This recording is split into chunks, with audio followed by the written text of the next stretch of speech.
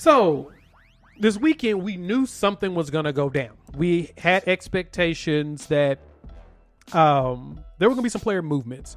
Not as early as it happened, but it happened. So there were leaks around the league that in conversations that the Detroit Lions were trying their hardest to get rid of Matt Stafford before the Super Bowl. Yes. That sounds a lot very much ridiculous, because why would you get rid of a guy before you truly had the opportunity to see what the market looks like? But for some reason, they were determined. It must have been something in the clause of Dan Campbell's contract that we would guarantee this guy is gone as soon as you get on the steps. Like, you wanted to see him for like 5 days. Guess they gave him an eviction notice before Dan Campbell even got there. And because of that eviction notice, he's now gone. So it's been officially announced that Matt Stafford has been traded to the LA Rams in exchange for Jared Goff, the 2021 third-round pick, 2022 first-round pick, and the 2023 first-round pick. Now, this is the thing that's fascinating to me about this trade. It took 3 draft picks for the Rams to get rid of Jared Goff, who is 7 years younger than Matt Stafford and has a much higher winning percentage, and has also been to a Super Bowl. So it's obviously telling us that the Rams know something. And then with the Lions, it's we just got to start over. Mm-hmm. And I don't know if starting over with Jared Goff is the wisest step to take, but it looks like the gamble they're going to go with. So, Jimmy, as I look through this or whatnot, you had mentioned a question that I thought was pretty interesting. Now that this movement has happened, does this really mean that the NFL is more of a player mobile culture? And to tag onto that, tell me, what do you think is the thoughts that are going through the minds of one Dak Prescott as he is trying to figure out what's going to happen with him and the Dallas Cowboys? It's a good question, Jay. Really good question. Is this now the era of player mobility in the NFL? I think that this definitely is. I think that when you start to see a trend occur more and more, it becomes a pattern. And that pattern can become the staple of whatever league you're talking about. And that's exactly what this is. I mentioned on my solo show that the NBA and the NFL both pay attention to each other. They affect each other. So you have all these NFL stars who are in situations for whatever reason that they want to get out of, and they see these NBA players who are able to do just that and thrive where they go to next. So they think to themselves, okay, why can't I? So I think that's exactly what we're seeing. We saw with Kirk Cousins and what he went through in order to not only get himself out of Washington in a sense, but get him a contract that most people will believe he doesn't deserve, because there are things about that guaranteed money, fully guaranteed money, that other quarterbacks better than him should have as a part of their their contract. More on that some other time. Deshaun Watson wanting out as well, and as we've talked about that before, and we'll talk about it more and more until the point comes. Then we see that with that. We saw that with Stephon Diggs, who got himself out of Minnesota. We saw with Jamal Adams, who got himself out of New York. So now we see it with this, with Matthew Stafford agreeing with Detroit that the best place for him is somewhere else other than Detroit to further his career elsewhere and to rapidly get what he wanted, which on one hand is them doing him a solid, because he has been a good face of that franchise, even though he really hasn't won. But he has been a solid quarterback that doesn't keep the owner up at night wondering what he's doing and how he's making the Detroit Lions look, which, I mean, because of how they haven't won a playoff game. Probably, I think Dallas has won a playoff game before they have. They have one playoff win in 64 years. 64 years. So that speaks for itself. So I think with this Stafford, not the fact that it was Stafford going somewhere else, but that it was done due to a trade. Trading former number 1 picks, I think shows you that player mobility is now in the NFL, and you're going to see it play itself out in a multitude of ways, as we have been seeing over the last 2 to 3 years. So I'm going to have to disagree with you on that. Okay. And this is why, well, your one example, you had Kirk Cousins, okay, who in his situation is that Washington didn't think he was that good. That was the whole play with that. They lowballed him so much that they knew that he was never going to sign with them, and it made it easier for him to go away. Franchise mobility. Either way, somebody's moving. Well, yeah. Well, you're seeing more quarterbacks moving around in comparison than you would in the past. Mm-hmm. But at the same time, teams are coming to the realization that you can't win with these particular players. Like Detroit has learned. We have 12 years of film on Matt Stafford that tells you that Matt Stafford's not going very far. The Lions, as an organization, we have 60 plus years of tape of receipts showing you this organization will never go anywhere. Mm-hmm. That's how they're built. They just won't do it. They had a coach that was actually winning games. They had one coach that has 62-50 record as the head coach there, and they decided that they didn't want to keep him because they wanted to go for somebody else who comes from a lineage that hasn't been very successful, and that did not work out. Talking about Jim Caldwell? Is that who it was? Yep, for Matt Patricia. Oh, God. Yep. Continue, please. Now Dan Campbell. Okay. Right. So that's. I mean, go look at that. That's a situation right there. And actually, I think I was off on the 62-50, but it's not the point. The point is he has a winning record. I think he's the only Lions coach to have a winning record.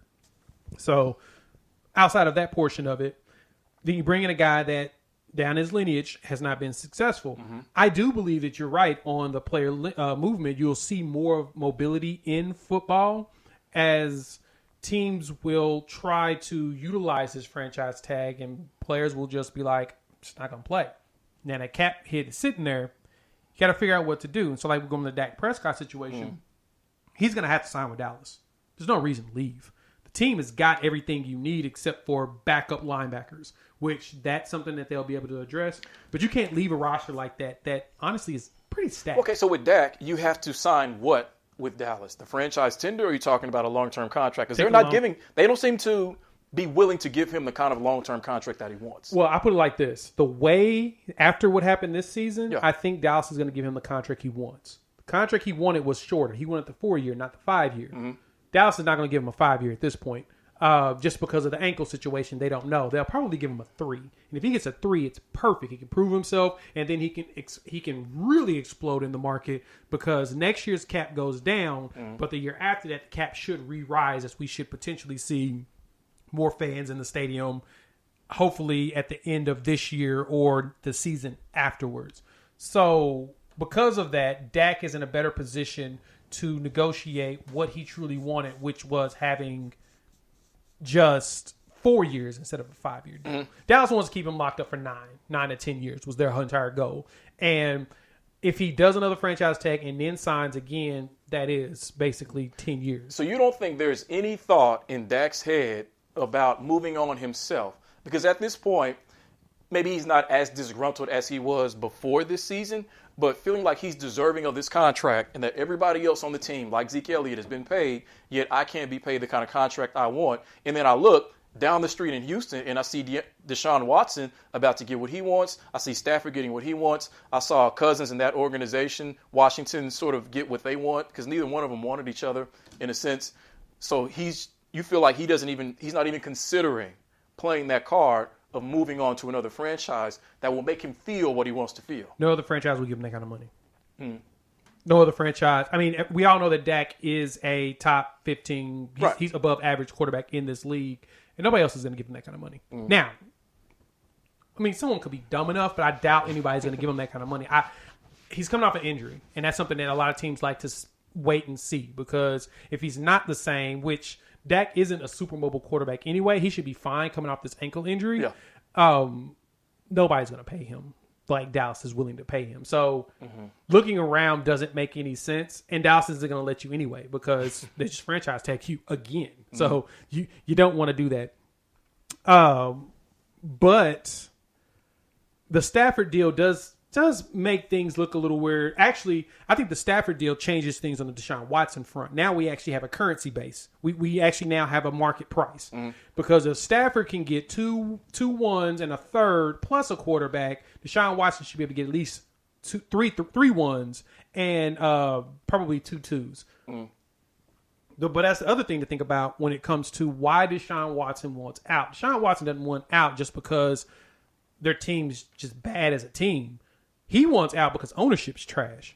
And if you think about it, most of the teams that have the capital to get a guy like him, he wouldn't want to go to. Exactly. And so, and because he has a no trade clause, which Dak does not have, doesn't mean that he can go anywhere he wants to. He's going to have to go wherever he decides to go. But at the same time, in order for Dak to go there, he has to sign on a contract for them to be able to move him. So it's going to be an interesting situation to see what Dak does. it really throws a wrench into all of these quarterbacks that are displaced. Like we actually have notes from a few shows that we've been floating about quarterbacks and where they can go. We have a lot to talk about around that. But I think the funny thing about this entire Stafford piece was I think he had a chance to go to the Patriots and the man said no. Did you even? It was funny to me in the pre-production. You talking about you didn't even know why? No, I did not know. And I am baffled that you did not put two and two together. Who was his former head coach? His former head coach, Matt Patricia. And guess where he went? Oh, that's right, he went back to New England. Yes. So he's like, nah. New England is the team I do not. Okay, that wasn't big news because Matt Patricia is not a big name, but I understand that. Okay. But it's just hilarious that he's like, I'm not going to New England. Which New England would have been good. Probably. All right. So fair enough. All right. So he ends up in LA. So on this LA team, football wise, I'm curious about how well this is going to work, because obviously they wouldn't trade one for the other if they didn't feel like Stafford could deliver them something more than what Goff could. Because now you look at Stafford's situation. You go from Detroit and the history of that organization and just Detroit period to the LA market to that brand new stadium with an incredibly offensive-minded head coach, with Aaron Donald and Jalen Ramsey backing you up on defense, an up-and-coming running back in Cam Akers, and a good wide receiving core. So with that around him, albeit in the NFC West, which is a tough division now, what do you think football-wise he will be able to do for that team? Well, the good thing for him is he has a quote-unquote genius at head coach who was basically playing quarterback the last 4 years with Jared Goff behind the center. Mm-hmm. He'll be able to do as much with that team as his body will allow him. We have to remember he's 33? So yeah, 32. He's 32, 33. He's 7 years older than what Jared Goff is, and we've watched him get banged up in Detroit. Mm-hmm. He's about to go into a division that has a lot of defense. Yes. A lot of defense, and it's young defense. It's young, hungry defense. So I don't know. I'm not going to say Super Bowl. I don't see them going back to the Super Bowl with Matt Stafford, even though Matt Stafford is really good. I will give everybody that's ever defended Matt Stafford this. He is top 12. The funny thing is you can't call him top 10. That should be telling you something right there. He's an NFL quarterback. He is. He will always be an above average NFL quarterback. He's been very good in a lot of situations. I don't think he's good enough to get them to the Super Bowl, even with the supporting cast. Now, them getting rid of Jared Goff told me everything I needed to know about what was going on with them and Jared Goff. Jared Goff is just not good at all. Like, he might be one of the worst starting quarterbacks, number one draft pick quarterbacks in history. I mean, up there in the Tim Couch era, and Tim Couch played for the Browns, and you know that the reason why he sucked because he was with the Browns. I mean, but you're kind of crapping on Jared Goff a little bit. He has had several seasons over 4,000 yards. One season, I think the Super Bowl year, he had something like 36 touchdowns. Now, I know everything came together for them that season, went to the Super Bowl, everything was perfect, but that does not mean he's a crappy quarterback. Jimmy, how many points is scoring the Super Bowl? Against an all-time defensive coach who people call the GOAT. Yes, 3 points. How many points? I'm not excusing that. No, they sucked. Like, Belichick had him boxed completely. I'm not saying that, but I'm just saying that Goff is not the trash you're making him out to be. Jared Goff is bottom 15 in the NFL. That doesn't mean he's trash, though, does it? No, it makes him. If you think he's trash, just say he's trash. No. I can't say that he's trash because I can't. I can't say that he's trash. I can say that he's an NFL quarterback. I don't know about him being, well, I'll put it like this. Him going to Detroit will show you just how bad he possibly is. Or it can show you that Matt Stafford just didn't know how to use what he had. The other thing about Jared Goff, too, he put up all those numbers. He also had an all-time defense. That's something that we don't talk enough about, is how each side of the ball has to help the other side by not putting them in compromising situations. Matt Stafford really hasn't had a defense in Detroit. No. That's probably the reason why he has not been able to be so successful, and he's also had so many comeback victories.